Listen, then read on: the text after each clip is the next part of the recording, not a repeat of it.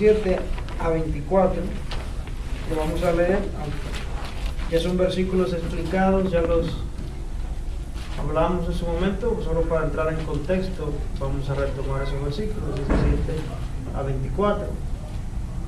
¿Y qué dicen esos versículos? Esto pues digo y requiero en el Señor, que ya no andéis como los otros gentiles, que andan en la vanidad de su mente, teniendo el entendimiento entenebrecido, ajenos de la vida de Dios, por la ignorancia que en ellos hay, por la dureza de su corazón, los cuales, después que perdieron toda sensibilidad, se entregaron, no es que tropezaron con la lascivia, no es que ocasionalmente por ahí la lascivia los golpeó y ocasionalmente erraron, no, se entregaron a la lascivia. Y como dice bien el primer versículo que leímos, que ya no andéis, ya no andéis, ya el cristiano ya no anda. Ese andar es un caminar, es un diario vivir, es un estilo de vida. Estas son frases equivalentes. Andar es un estilo de vida. Entonces ya los cristianos ya no andamos. Debemos nosotros examinarnos constantemente, debemos estar constantemente limpiándonos delante del Señor, huyendo de toda clase de pecado, arrepintiéndonos cuando hemos hecho algo malo.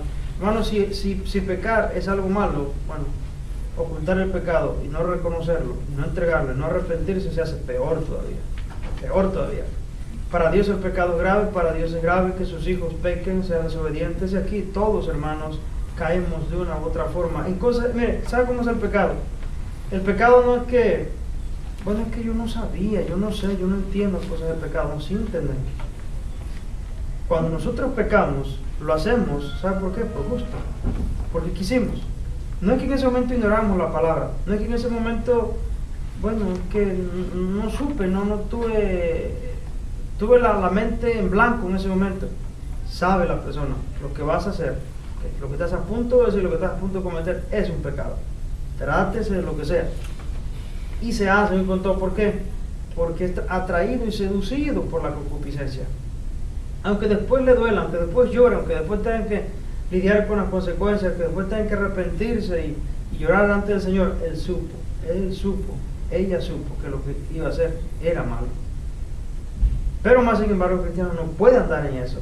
En el caso de lo que está describiendo aquí el apóstol Pablo, está hablando de personas como el cristiano que puede en un momento dado tropezar en algo, puede hacer en un momento dado algo muy penoso, muy vergonzoso, más sin embargo ya no anda en esa vida. Es decir, no es lo que lo caracteriza, no es su vida normal, no es su diario vivir, es su lucha.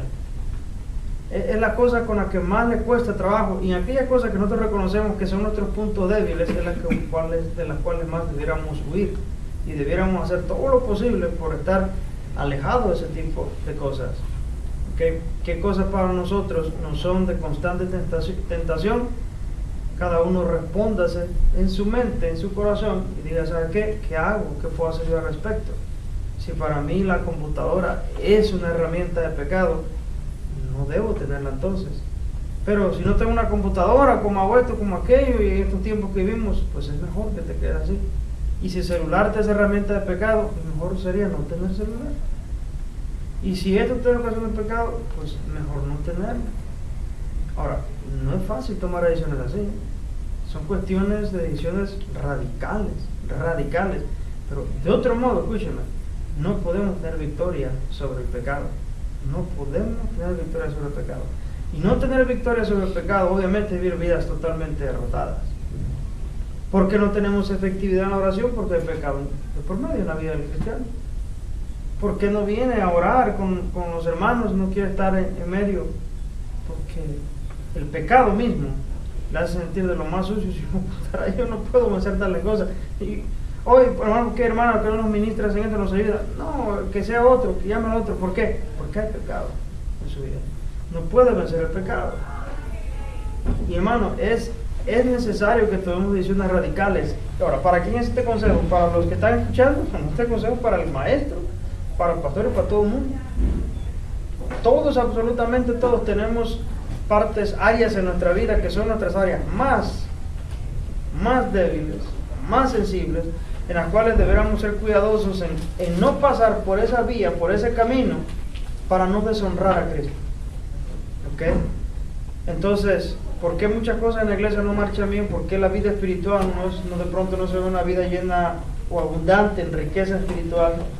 Porque se da cabida al pecado, no se puede ser el pecado, hay una derrota. Y nosotros, hermanos, como cristianos, no estamos llamados a vivir vidas en derrota.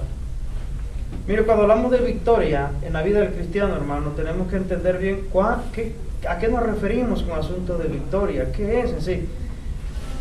Si nosotros somos sencillamente religiosos y fanáticos, le aplicamos eso a cosas demasiado superficiales, ¿verdad? Hoy la iglesia está en victoria y estamos en victoria. ¿Por qué? Porque bueno, nuestros cultos se llevan a cabo muy bien. Tenemos una alabanza muy bonita, un coro canta muy bien, muy afinado, el guitarrista prepara muy bien la nota, el que canta muy bien, no se desafinan, la batería entró a tiempo, el predicador dijo un buen chiste, creo que empezó muy bien, la introducción finalizó muy bien, qué bien uniformado, bien nos sugiere, qué bien se recoge la ofrenda, qué bonito pasaje se dijo. Y un montón en cuanto a realización del culto. Oye, qué bien está la iglesia, qué bien está marchando, estamos en victoria. Ok, ahora vamos a la cosa. ¿Y cómo anda tu vida personal en cuanto al pecado? Ahora, aquí me estoy refiriendo a lo que está aquí sentado, si me refiero a mí también, a todos. Esa pregunta es para cada uno de nosotros. Juan, ¿y tu vida personal? Con cuestiones que tienes ya que vencer. ¿Ya las venciste? ¿Estás viendo? No, bueno, hay cosas que no puedo. Entonces no puedes hablar de victoria. O sea, lo que se realiza acá en el culto, en las cuatro paredes, eso no es a lo que debemos aplicar victoria. O es que estábamos evangelizando, haciendo muchas cosas y tenemos un bonito ministerio, un ministerio teatral y tenemos mimos y todo eso. La iglesia está en victoria. Momento. Si tú no estás caminando en pureza y en santidad, no estás hablando de victoria. Estamos caminando en derrota. En derrota. Esa es la verdadera victoria. La verdadera victoria no es venir aquí a hacer una vigilia donde las pasamos, por ejemplo, declarando, que yo declaro, que yo digo, que yo confieso que mi familia, y hacer un montón de show y espectáculo. Y de aquí nos salimos y seguimos tropezando con los mismos problemas. Sí, allá no tiene que estar la victoria. Es allá donde está la victoria. En el trato con los demás, en tu manera de hablar, en los lugares que no te ven, en tus pensamientos, en qué estás deseando, qué quieres, qué codicias. Ahí está verdaderamente la victoria. La integridad, cuando estamos solos, que nadie nos está viendo, qué hacemos, qué pensamos, cómo nos referimos. Pregúntese, así como te escuchan hablar cuando estás en el trabajo, en otros lugares, con ese lenguaje y las palabras que usas, ¿cómo te sentirías si los hermanos de la iglesia te escucharan hablar? Ahí tenemos que pensar. Entonces, ¿estoy en victoria o estoy en derrota? Entonces aquí dice que pues esto pues digo y requiere un Señor que ya no andéis como los otros gentiles. Ya no podemos andar como los otros gentiles. Ya no.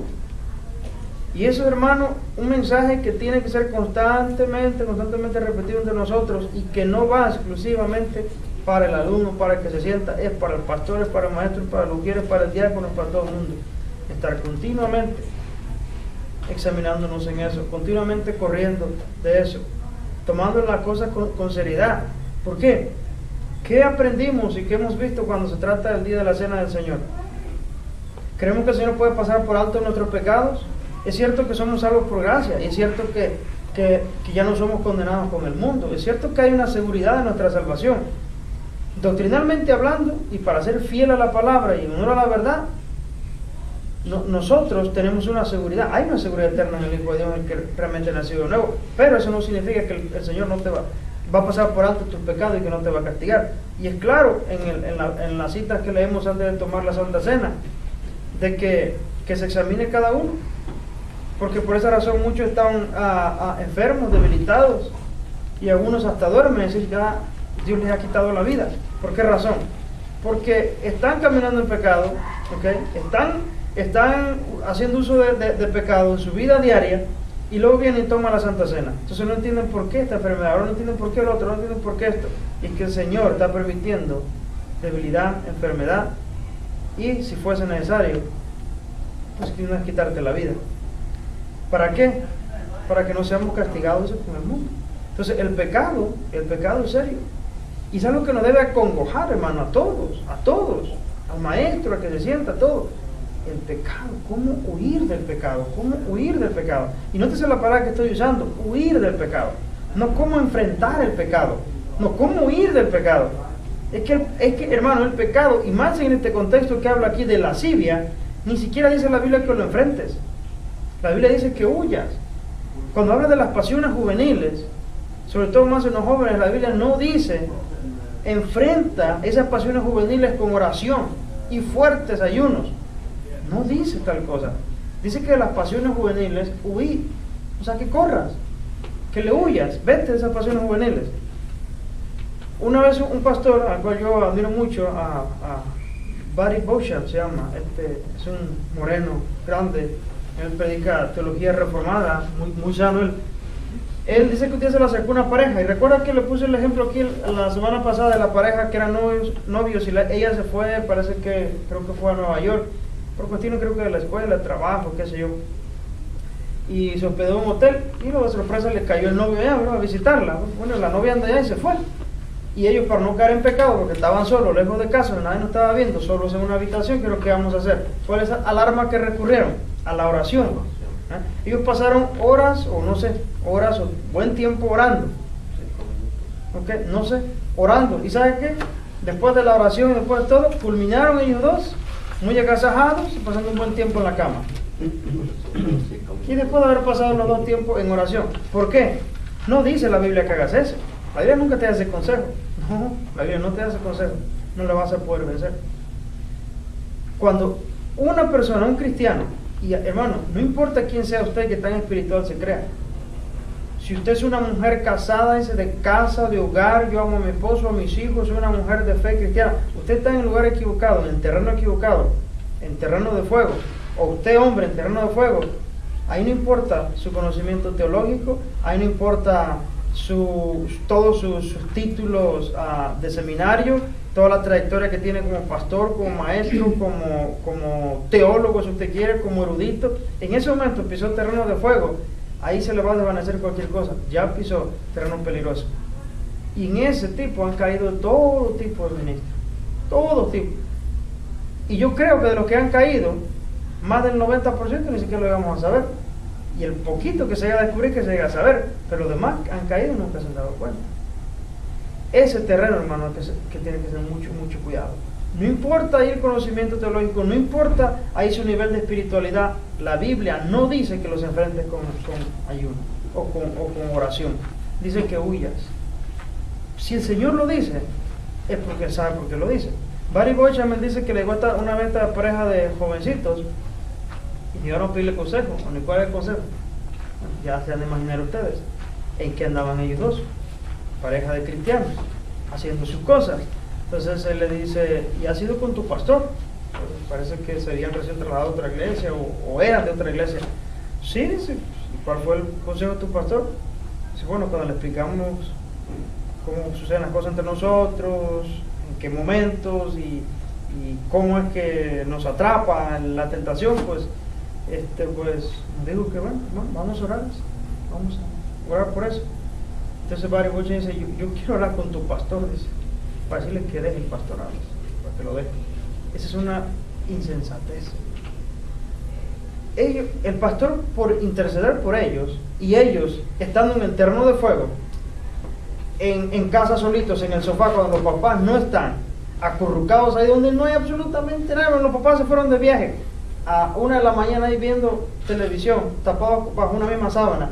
La oración muy eficaz que está haciendo el pastor a aquel lado, ¿sabe qué? No va a pasar nada. Él y ella tienen que separarse y tienen que unirse. ¿Sabe qué? Tú por tu lado, ustedes no se vuelvan a encontrar, mucho menos en ese lugar. De otro modo, ustedes no van a vencer el pecado. No es que vas a hacer una oración eficaz para que, vamos a orar tanto, de una forma tan eficaz que, vamos a llegar a un punto en que, mira, podemos pasar todos los fines de semana solito yo en casa y estar lo más pegado posible y no va a haber nada entre nosotros, porque hemos orado de una forma eficaz. No te va a servir. La Biblia dice, huí de las pasiones juveniles. Y en este contexto está hablando justamente muchas cosas de lascivia. Dice que cristianos ya no pueden andar como estos hombres, como estos gentiles que tienen el entendimiento entenebrecido, ajenos de la vida de Dios por la ignorancia que en ellos hay, por la dureza de su corazón, los cuales después de que perdieron toda sensibilidad, se entregaron a la lascivia. Está hablando de lascivia, cuestiones sexuales, que poco hablamos aquí un poquito de eso. ¿Qué dijimos hace semanas atrás? Y es una gran verdad, en la cual las cosas que nosotros más nos debemos cuidar. Uno de los pecados más sucios que se pueden infiltrar en la iglesia son los pecados sexuales. Y es que hay tanta astucia en esto que usted puede ver a una persona de lo más normal, de lo más tranquilo, y usted no sabe las cosas que están pasando. En esas cosas tiene el cristiano que ser muy cuidadoso. Hay pecados de adulterio que nunca se llegan a saber entre las iglesias, de personas que usted nunca se las imaginó. Pecados de fornicación que nunca supo. Oye, pero es que la hermana, la muchacha, es que nunca supiste, es que nunca hubo un consejo a tiempo, es que alguien erróneamente la aconsejó. Digo, no, hermana, tú sigues con el noviazgo, vamos a orar por ti.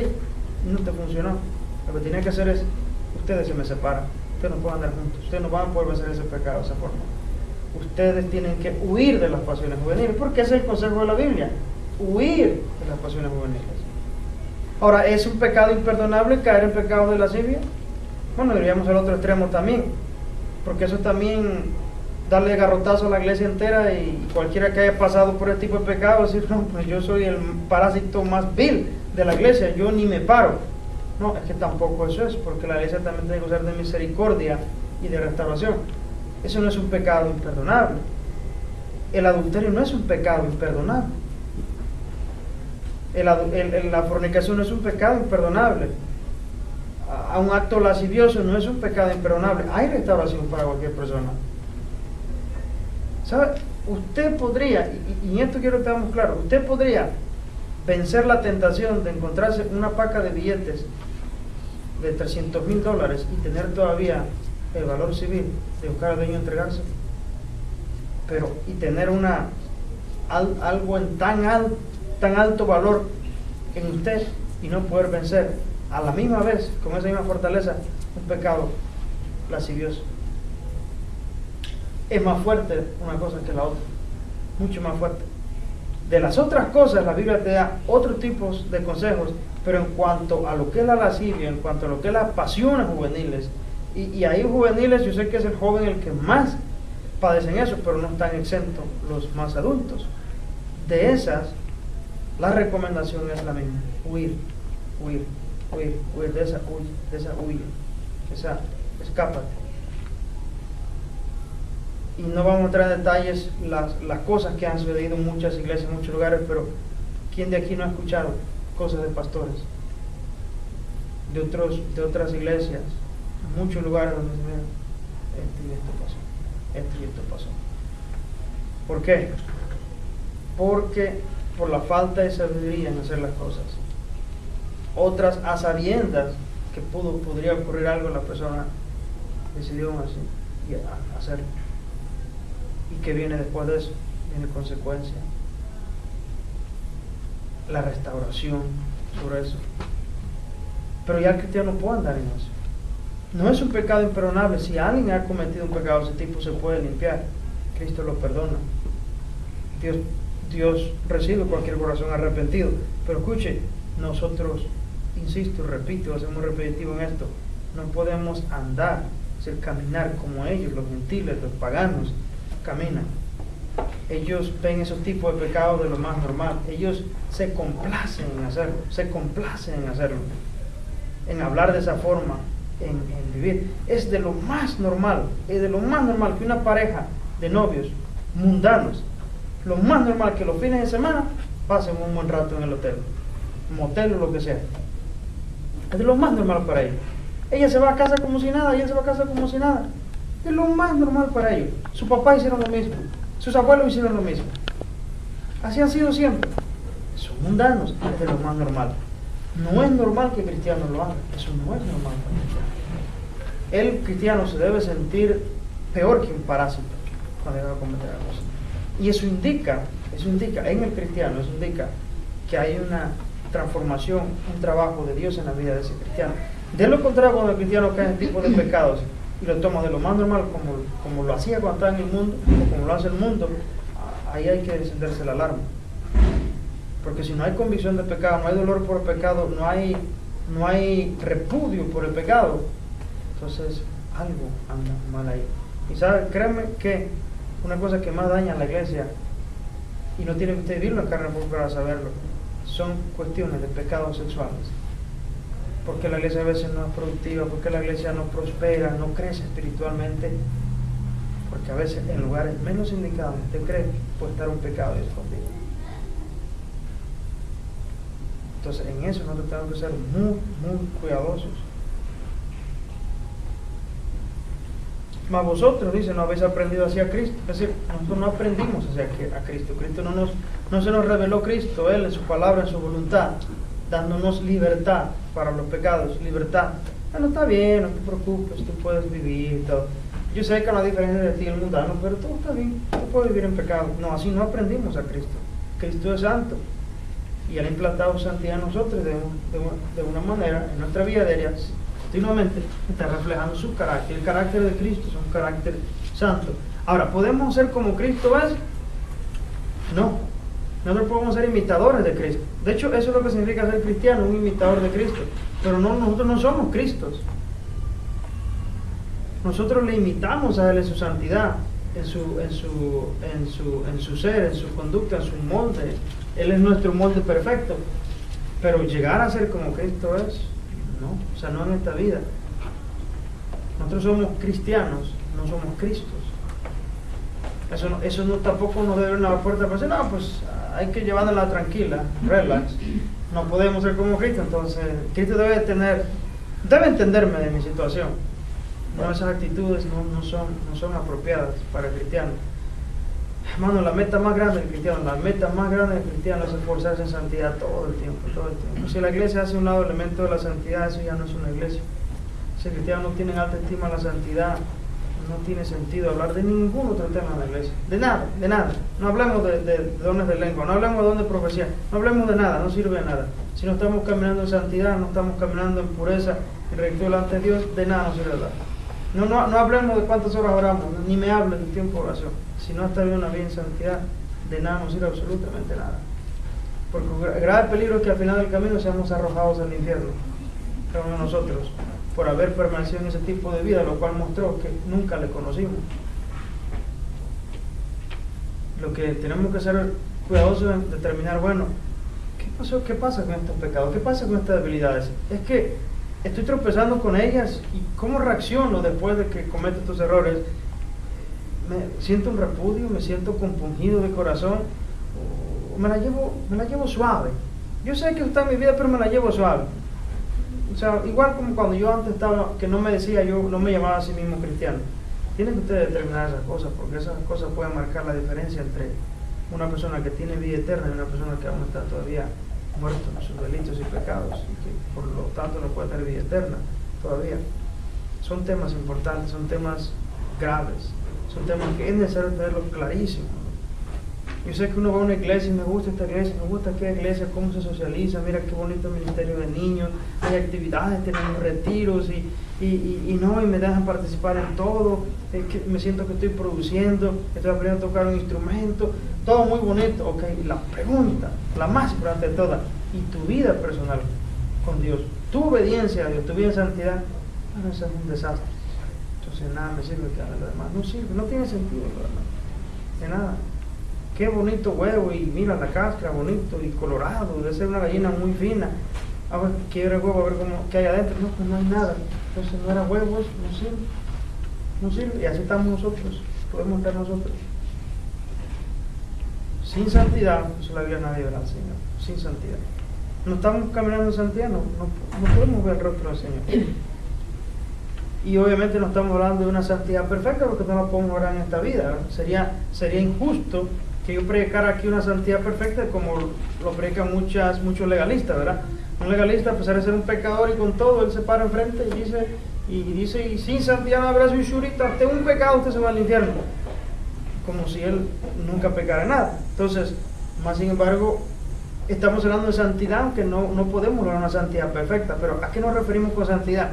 Es esa actitud constante, hermano, constante de repudio a lo malo, esa actitud constante de repudio a eso que Dios repudia, que usted cuando tropieza con esto se siente lo más sucio, lo más vil, usted dice, no puedo permanecer con esto, yo no puedo quedarme en ese pecado, yo no puedo ser partícipe de eso, y otra vez me volví a volver en esto, pero Señor, límpiame, perdóname, yo no puedo estar así, no puedo caminar así.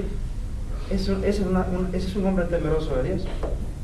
Y en el Salmo 104, Dios se acuerda de ese tipo de persona que vive de esa forma, porque dice que como se compadece Jehová de los hijos, se compadece Jehová, escuche, de los que le temen.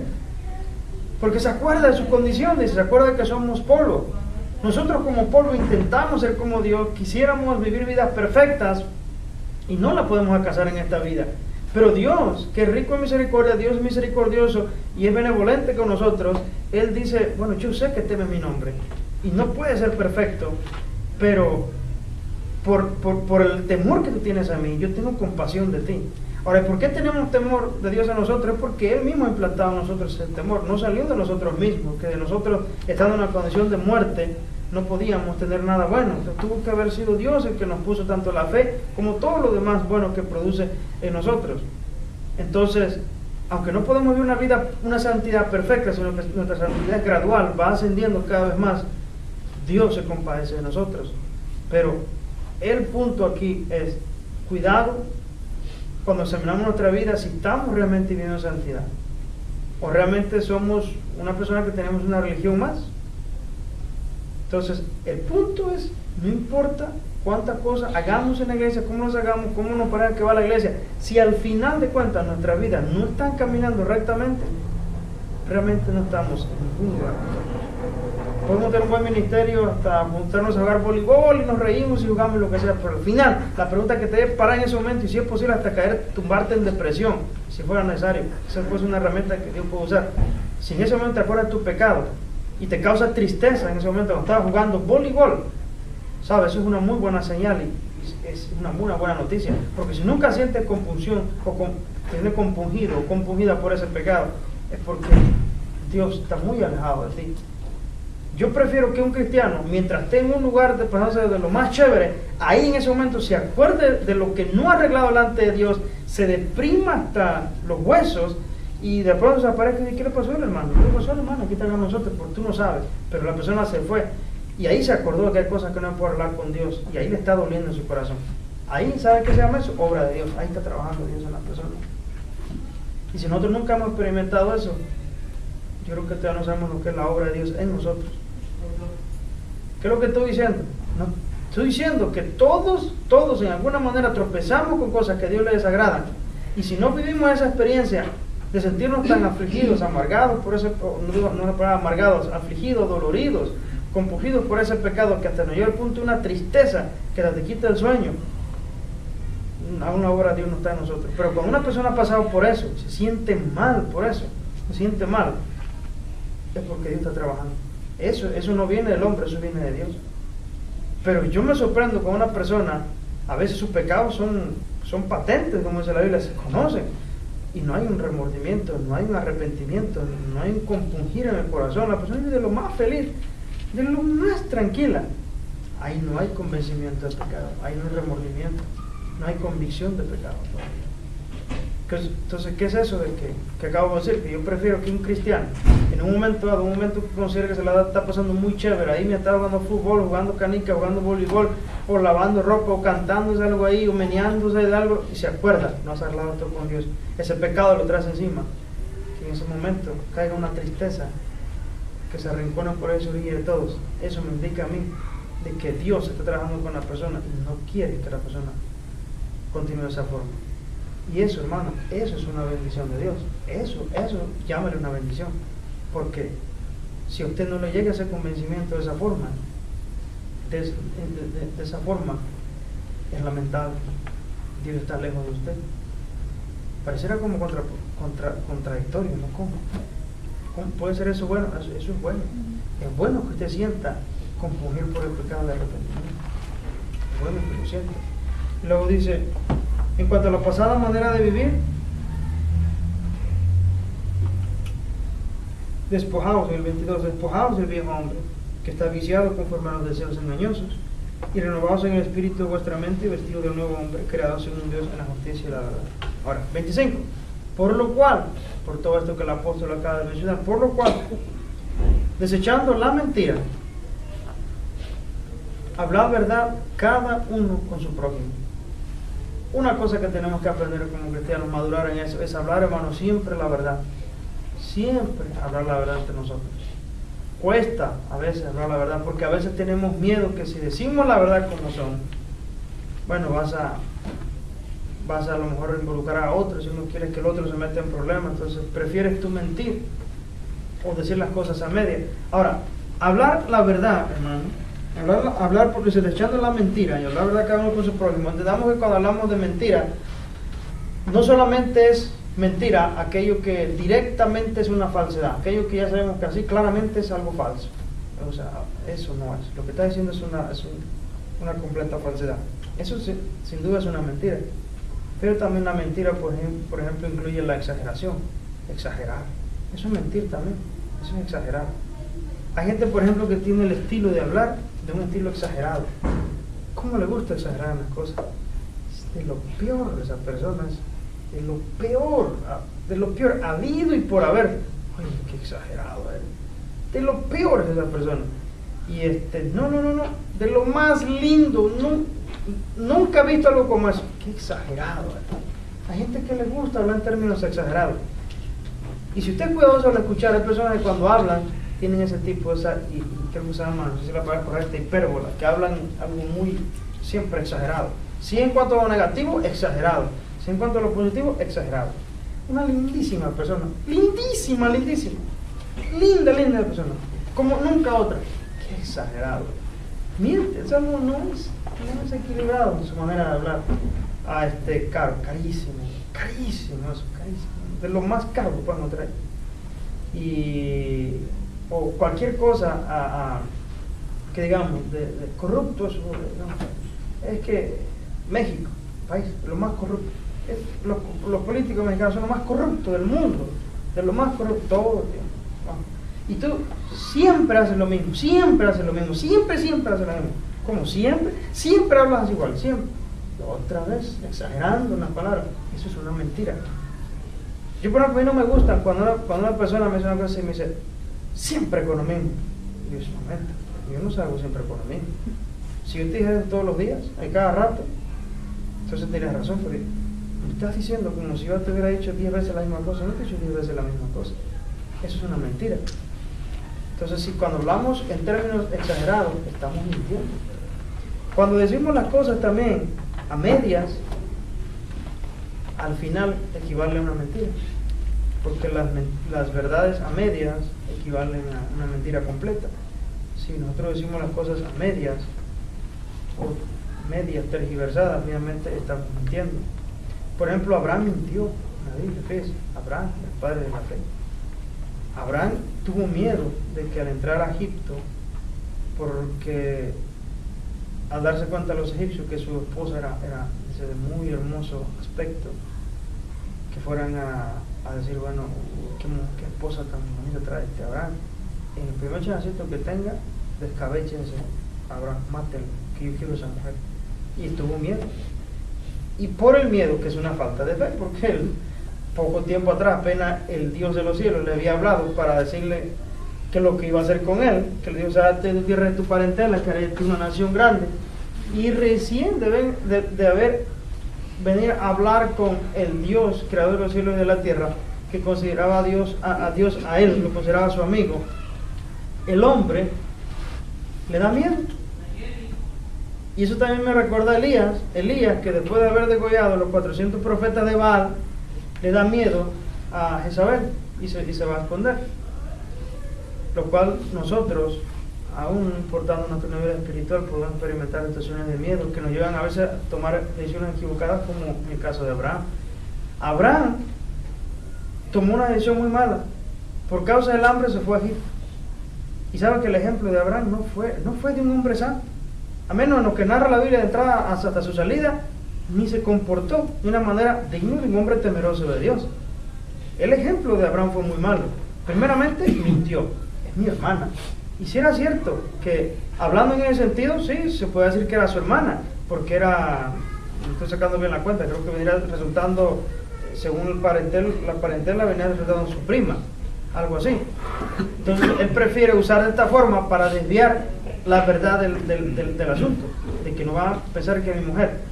Y en el tiempo que está ahí, los egipcios, el faraón y los demás ahí líderes, parece que por lo que muestra la escritura fueron más honestos en hablar con él y en su manera de decirse la verdad. Y Abraham no, de modo que lo manda a hablar al faraón, dice, ¿por qué has hecho esto? Que pude yo haber tocado a tu mujer. Eso fue humillante para el siervo de Dios que estaba ahí. Esa experiencia nosotros la podemos pasar a veces. Alguien que no es ni siquiera cristiano, nosotros de pronto incurrimos en algo mal hecho, mal dicho. Entonces el otro que no es cristiano le dice, mira, eso que tú dijiste, la forma que actuaste, ¿te parece correcto? Eso afecta a terceros, esa actitud no es correcta.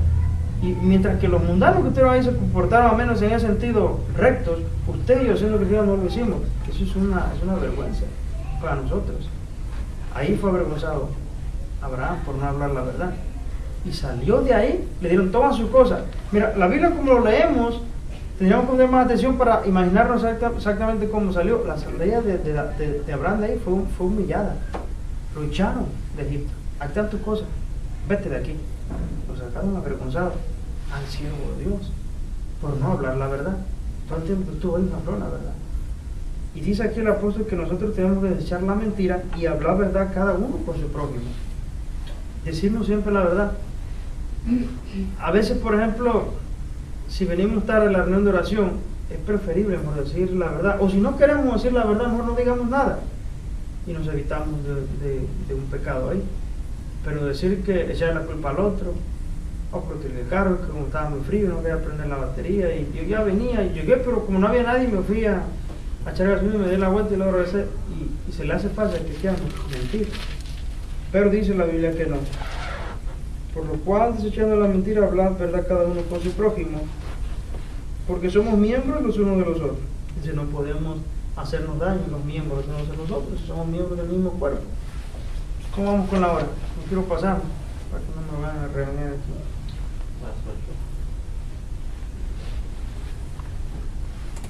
Okay. Y el versículo 26 dice que airaos, pero no pequéis. No se ponga el sol sobre vuestro enojo, ni deis lugar al diablo. A ver, ¿alguno de ustedes puede comentar algo ahí? ¿Qué cree que significan, qué es lo que nos quieren decir esos versículos?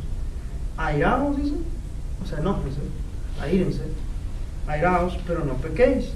No se ponga el sol sobre vuestro enojo, ni deis lugar al diablo. ¿Qué piensan? Por decir, si tenemos un problema, nos podemos enojar, pero no al querer agredir a la otra persona, ¿no? No sé. You tell me. No sé. No, por estoy diciendo, o sea, Airaos, pero no pequéis. Ok, una pregunta. ¿Es pecado airarse? enojarse. Yo creo que no. ¿Es pecado enojarse, Fernando? Es parte de la vida. ¿Tú crees? ¿Estás seguro? ¿Es pecado enojarse? No, ¿Sí? si no llegas no te arrepientes antes, como dice aquí, ¿no? Pues puede ser pecado. Como dice, no, que no se pongas sobre tu cabeza. Y si te llegas No se ponga eso sobre vuestro enojo. sobre vuestro enojo. Si te enojas con tu prójimo o con alguien, pues buscar arrepentimiento, pedirle perdón, que antes de que Melissa, el sol ¿es pecado enojarse? ¿No? ¿Tú dices que sí? ¿Caín, es pecado enojarse? ¿Es pecado enojarse? A mí la verdad, todos nos enojamos por cualquier cosita, ¿no? Y si no pensamos cosas, porque pensamiento cuando te enojas, entonces te vienen malos pensamientos. Entonces, ¿de qué sirve que no lo hables si tú lo estás pensando? Es pecado. ¿Es pecado enojarse, tu hermano? Depende la razón por la que te enojes. Antes de, o sea, sí, no sé. ¿Es pecado enojarse, Beatriz?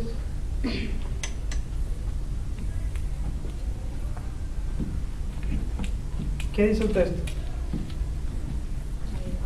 Ay, eso es diferente, que no nos enojemos. Ya lo respondió el texto. Enójate, pero no peques. O sea, que lo dejando que en sí el hecho de enojarse no es un pecado. Eso lo cuida. Pero no peques. ¿quién se va a enojar y no va a pecar? ¿Quién? Eso lo vamos a ver ahorita. Es posible enojarse sin pecar. ¿Sabes cómo lo sabemos? Ahora no hay nadie que enoje y que no va a pecar. Ok. En cuanto al enojo, hermano, el enojo tiene dos filos, tiene dos caras del enojo. Es dependiendo la razón por la cual usted se indignó. ¿Cuáles son las palabras sinónimas del enojo? Ira, indignación, molestia, perturbación, trabajo. Incluso para trabajo es sinónimo de todo eso. Trabajo, perturbación, molestia, enojo, ira. Pero dice, aírense, enójense, pero una cosa nomás, una recomendación te da, no peques. Lo cual está diciendo es que el hecho de haberte enojado no es un pecado, porque primero está el hecho de enojarte que podría llevarte al pecado, pero eso quiere decir, entonces está dejando libre, sin mancha, a la palabra enojo, porque dice, enójate, pero no peques. Entonces, ahora, el asunto es el enojo. ¿Qué es el enojo? El enojo, según el diccionario, dice que el enojo es voy a citarlo bien que estaba aquí, como un ánimo de las motivaciones.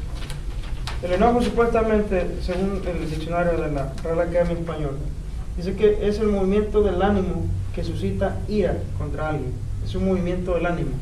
Como que se movió todo adentro. Es el enojo. La pregunta es la siguiente: ¿por qué razón te estás indignando? Eso marca la diferencia entre pecado y algo justo. Porque recuerda una cosa: si fuera pecado enojarse, yo le hago la pregunta, ¿Cristo pecó cuando estuvo en la tierra? ¿Sí pecó, Melissa? Dice que sí. Bueno, ¿Cristo sí. pecó cuando estuvo en la tierra? Bueno, si el enojo es pecado, entonces sí, porque cuando él se enojó, cuando estaban vendiendo en la iglesia, y él se iró, pero bueno, se enojó con ellos. Se enojó, él se airó, se enojó y no pecó. Todo lo que el Señor hizo, todo es santo. Y si él se enojó, tuvo ira en ese momento, significa que existe una ira santa, significa que existe un enojo santo. Si usted se enoja, se indigna, se aira contra la injusticia, esa es una ira santa. Es una ira santa. Usted no ha pecado. Ok, si usted salió a la calle y vio un acto pecaminoso, abominable, y usted lo aborrece en ese momento y se indigna por eso, usted no ha pecado. Lo que pasa es que a veces cuando ignoramos eso, dicen, mira, cristiano se enojó. No, cristiano, usted se enoja. Claro, me enojó eso. ¿Te pareció bien? Casi le volamos la oreja y lo que sea. Le robaste eso. Le robaste a la pobre ancianita, te fuiste corriendo y le jalaste la voz y la tumbaste, le rapaste la cabra, la tienen en el hospital y quiere que te felicitara. Por eso, claro que me enojó. Y cualquier tipo de pecado. Pero hoy en día nadie habla así, ¿no? ¿Cómo? O sea, con unas palabras que no va a entrar primero las maldiciones y todo. No, Cristianos, el sí. cristiano puede airarse, el cristiano puede airarse sin tener que usar malas palabras. Si el cristiano usa malas palabras, No, yo sé, pero hay entonces la indignación ya no es justa. muchas personas que No. no es así. Ok, bueno. El hecho que haya otra manera de actuar en otra persona, eso no significa que no existe el enojo santo o la ira santa. Ok. Si ve usted un acto injusto, usted tiene todo el derecho de airarse contra ese acto injusto. Es una ira, es un enojo santo, es permisible, y no solamente es permisible, es ordenado por Dios. A nosotros nos debe indignar eso. El problema es que nosotros, en este tiempo moderno que vivimos, hemos tirado como un panorama de a veces de un evangelio demasiado feminista. Es demasiado feminista. Y otras veces hasta a Cristo mismo queremos hacerlo con una fachada muy feminista. Ahí tenemos que ser muy cuidadosos, muy cuidadosos. Voy a decir por qué. Nosotros, por ejemplo, citamos a los antiguos profetas del Antiguo Testamento y los tenemos en alta estima, ¿cierto o no? ¿Quién no menciona a Elías? Hombre, varón de Dios. Moisés, varón de Dios. Y a toda la línea de grandes profetas. Ahora, si usted pudiera regresar al tiempo y lo metieran en esos escuadrones de Israel y viera a Moisés hablándole a los sacerdotes, lo que sea, usted dice, ay, este hombre habla fuerte, este hombre habla recio. Yo no me parece un hombre tan santo. ¿Sabe por qué? Porque nosotros tenemos un concepto equivocado. ¿Qué crees que fue la actitud, por ejemplo, de aquel hombre? Alguien me recuerda el nombre de Samuel. Samuel, cuando ve que regresa Saúl de la guerra y no hizo lo que Dios le mandó a hacer, ¿usted cree que estaba muy contento Samuel? Y llegó Samuel hablándole muy bonito y muy así, y como a veces nosotros queremos poner las cosas, espérate, Samuel estaba indignado, Samuel estaba enojado. Es una ira santa. ¿Qué es este bramido que escucho de vaca, bueyes? ¿Usted cree que le habló así? No. Con ética y todo. Él habló crudo y directo. ¿Qué es eso? Esto dicho el Señor, esto dicho Jehová. Y le habló fuerte. ¿Y sabe qué fue? En ese momento va y le agarra al rey que ya le había perdonado la vida, Saúl, agarra la espada, el profeta de Dios, el hombre santo de Dios, y lo agarra. ¿Tú crees que así como que con una sonrisita, lo que sea, enojado, va y qué hace? Y le vuela la cabeza al rey, la tira? Tuvo que haber tenido una actitud de enojo, indignación, una indignación santa, y le voló la cabeza. Usted ve eso, si usted puede retroceder el tiempo y dice, ¿y ese es el hombre de Dios? Le voló la cabeza al rey. Eso no puede ser un hombre de Dios. No, sí es un hombre de Dios. Lo que pasa es que usted tiene una fachada de un evangelio feminista. Somos demasiado feministas en este tiempo, muchas cosas. El pastor no puede predicar fuerte porque ya se ofendió. Tiene que tener ética y tiene que ser demasiado feminista. Usted hace un acto erróneo y le hablan fuerte. No. Por eso no estoy de acuerdo en la gran mayoría de las convenciones o talleres para matrimonio. Yo entiendo que el hombre tiene que ser amoroso con la mujer, lo que sea. Yo lo entiendo completamente. Lo que nunca acepto es que el hombre adopte una actitud feminista.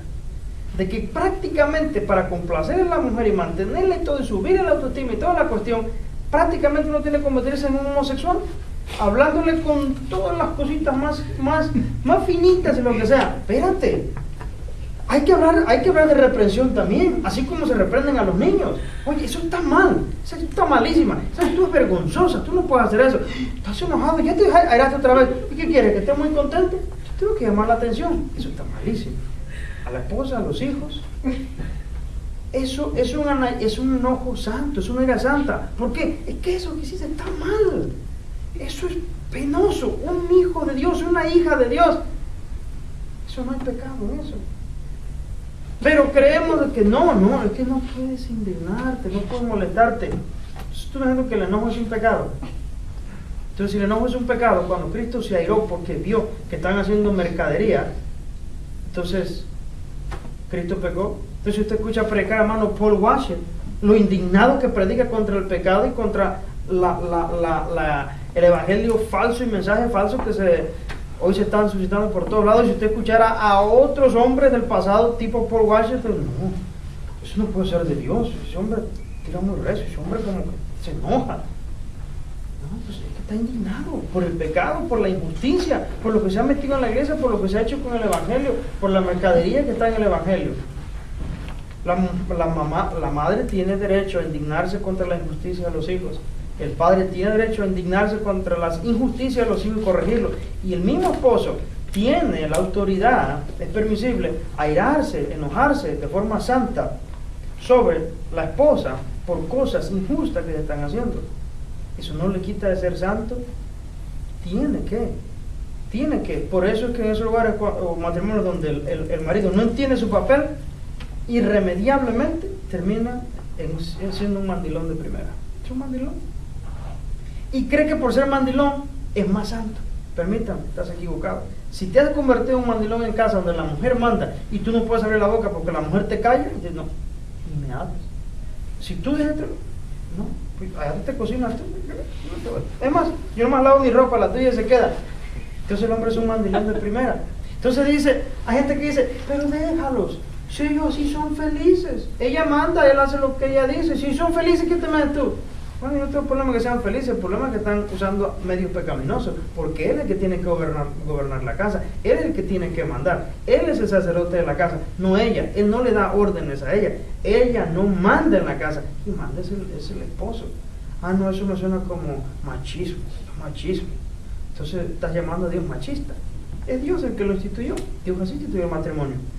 Pero eso no significa que el hombre es más importante que la mujer, que el hombre vale más que la mujer. No, eso nunca lo dice la Biblia.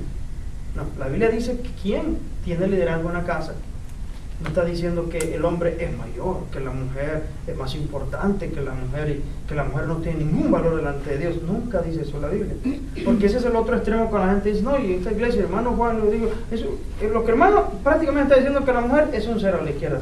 Yo no estoy diciendo eso no dice la Biblia. Yo erraría si enseñara tal cosa.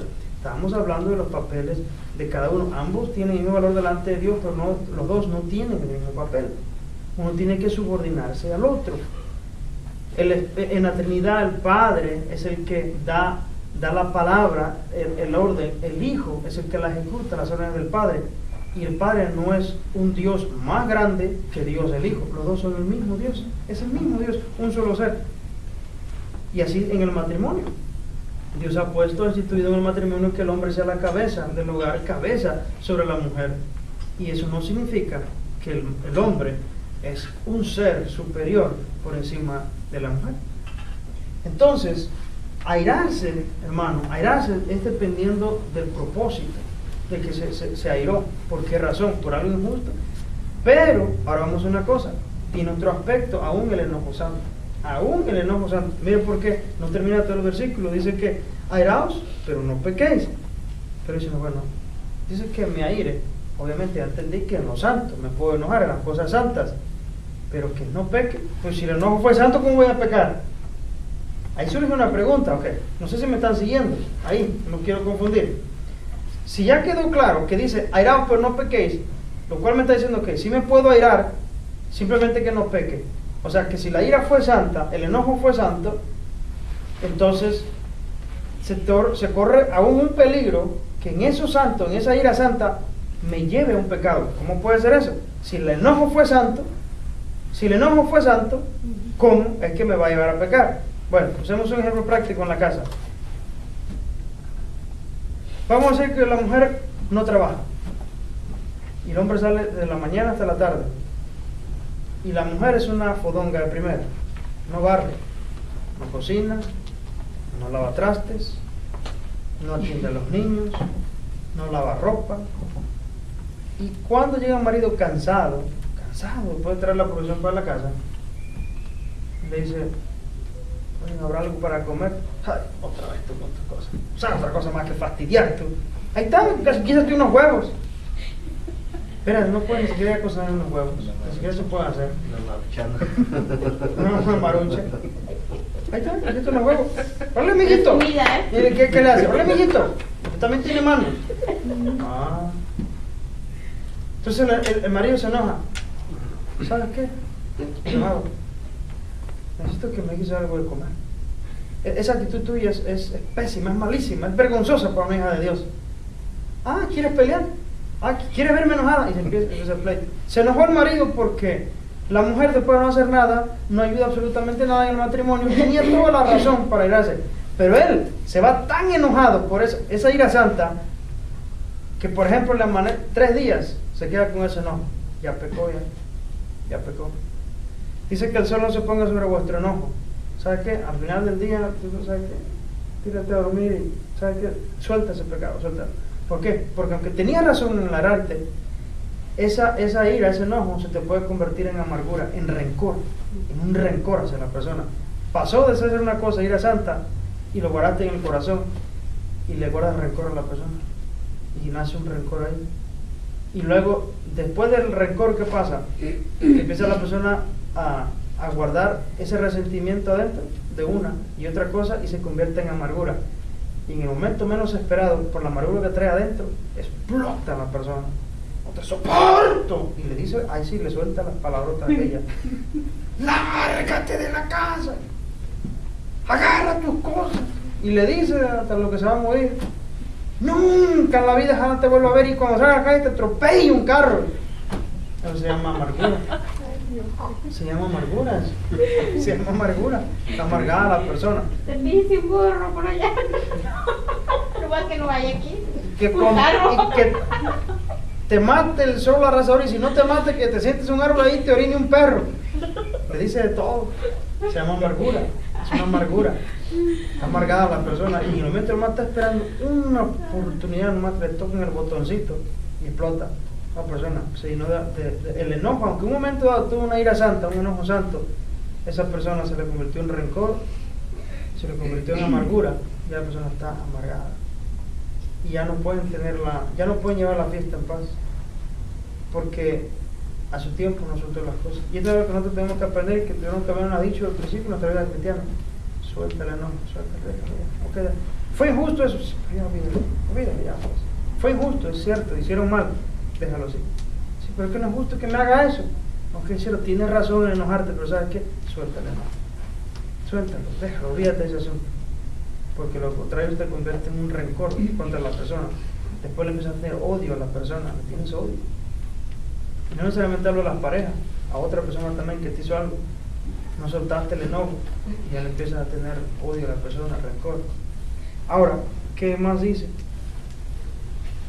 Por eso es que dice que ni des lugar al diablo, ¿no? Así termina diciendo ese versículo. Porque al hacer este tipo de cosas, pues claro, ya se le dio lugar al diablo. Ya el diablo tiene bastante material con el que trabajar, y ha ido echándole al cántaro, y estalla en un momento de ira, en un momento de amargura. Y usted no me va a negar, hermano, que esos pleitos se dan. Esas palabritas de lárgate, quítate de aquí, vete, nunca ya te quiero ver. Y mañana mismo, en cuanto abran las puertas, nos divorciamos, vamos con el juez. ¿Ya? Todo, en un día se quiere hacer todo. O luego vuelan los trastes, ¿no? Y de todo se da. Por ese mismo tipo de cosas. Ahora, el que hurtaba, o sea, el que robaba antes, el que antes hacía eso, ya no robe. El que hurtaba ya no hurte más, sino que trabaja. ¿Okay? Hay que trabajar, hermano, haciendo con sus manos lo que es bueno, para que tenga que compartir con el que padece necesidad. ¿Okay? Otro pecado, hermano, que se da muy común, hermano, y que la gente a veces no le da la importancia de vida, es el pecado de la flojera. ¿Cómo hay cristianos holgazanes? Y aquí hablo de cristianos en ambos sexos, masculinos y femeninos, que no trabajan. Y hay gente que le cortan la luz, no tienen para la gasolina en el carro, por la flojera de no querer trabajar. Y cuando hay que le dar una ofrendita, dar a un hermano, lo que sea, nunca tienen para dar, nunca tienen, pobre. Siempre están necesitados que le den. Pero ¿sabes por qué están siempre necesitados que otros le den? ¿Y por qué están en ese todo tipo de esa constante pobreza? Porque son flojos, hermano, son perezosos. Y la pereza los alcanza. La pereza te va alcanzando. Yo conozco, hermano, mucha gente perezosa.